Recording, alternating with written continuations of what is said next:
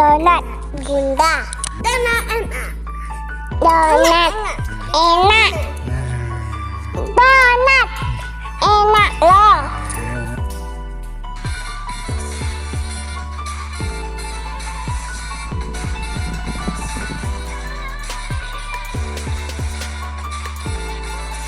Nah, dari sobekannya ini udah kelihatan lembut banget, teksturnya cantik banget.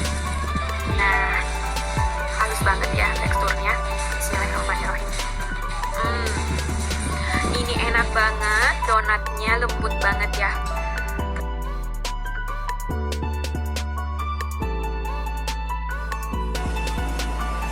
Ini adonannya udah setengah kalis ya.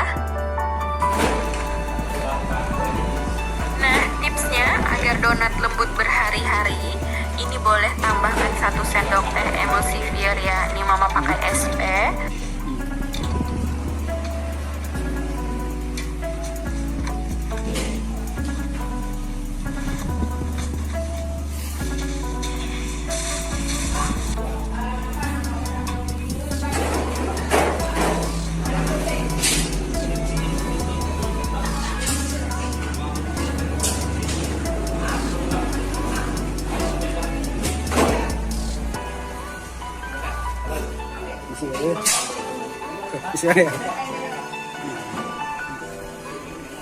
Siapkan wajan yang berisi minyak.